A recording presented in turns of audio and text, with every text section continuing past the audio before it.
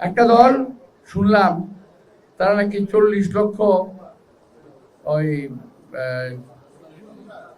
কি বলে বোরকা বোরকা বানাইছে, অর্থাৎ পুরুষ ছেলেরা মহিলাদের ভোট দিতে যাবে, এমনও হতে পারে। যদি হয় এটা আপনাকে ধরে ফেলতে হবে। বোরকারা মহিলা শ্রদ্ধা করি, আমার মা বোরকা পড়তেন, কিন্তু বোরকা পরে ফল ভোট দিতে আসবেন এটা আমরা সহ্য করবো না। এটাকে ধরতে হবে, এটা মাথায় রাখবেন একটু আপনারা। এটা এক নম্বর। আরেকটা হলো কার সমর্থনে কিসের আশায় নির্বাচন কমিশনের কিছু কিছু লোক বলতেছে নির্বাচনের রেজাল্ট দিতে 3 দিন সময় লাগবে। কেন ভাই?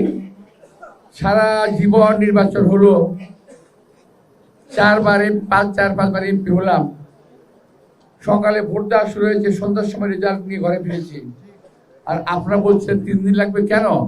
কাকে জিতাতে চান? আমি জানতে চাই তারা কাকে জিতাতে চায়। নির্বাচন কমিশনে এবং সরকারে এখনো কিছু কিছু লোক ঘাপটি মেরে বসে আছে, যারা এই দেশের স্বাধীনতা, সার্বভৌমত্ব, বাক স্বাধীনতা, গণতন্ত্র তাকে ভুলুণ্ঠিত করতে চায়। আমাদের সেই লোকগুলোকে বাছাই করতে হবে, এখন থেকে তাদের বিরুদ্ধে ব্যবস্থা নিতে হবে। আমি সরকারকে অনুরোধ জানাবো, যারা এমন কথা বলেন এর পিছনে কি উদ্দেশ্য আছে সেটা দয়া করে আপনাকে বের করবেন। 3 দিন কেন লাগবে আমি জানি না। এটা কি আমাদের মহাদেশ? আমাদের একটা দেশ, ছোট্ট একটা দেশ, সারা জীবন নির্বাচন করেছি, বিকালবেলা সন্ধ্যার মধ্যে ভোটের রেজাল্ট হয়ে গেছে। খুব বেশি হলে ব্যালট পেপার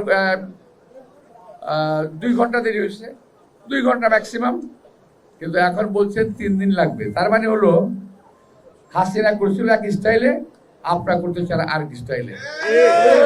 আমার বক্তব্যটা দয়া করে রেকর্ড করে রাখবেন, কথাটা আজকে আমি বলছি।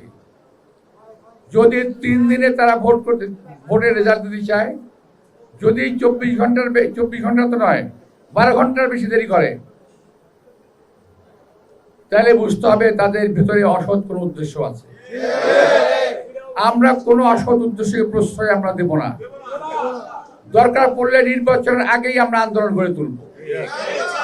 কোন রকম অসভ্যতা, কোন রকম ফাইজলামির কারণে এই দেশের মানুষের অর্জিত গণতান্ত্রিক অধিকারকে আমরা কারো হাতে ভুলুণ্ঠিত হতে দেব না, কোন আমলার হাতে ভুলুণ্ঠিত হতে দেব না। আমার এই কথাটা শুনলাম আমি যে 3 দিন পরে রেজাল্ট দেবে, তো এটাকে আমরা কখনোই মেনে নেব না। আমরা রেজাল্ট চাই যখনকারটা তখন। রেজাল্ট নিয়ে কাগজটা হাতে নিয়ে ঘরে ফিরবো। ঘোষণাটা তখন আমরা এলাকার ভিতরে শুনবো। ঘোষণা না দিয়ে কোন পোলিং এজেন্ট ঘরে ফিরবে না। আমাদের পোলিং এজেন্ট ওখানে অবস্থান নেবে, ঘোষণার আগ পর্যন্ত মাটি কামড় দিয়ে আমরা পড়ে থাকবো ওখানে। আমাদের পোলিং এজেন্টদেরকে এবার শক্ত হতে হবে, শক্তিশালী ভূমিকা নিতে হবে।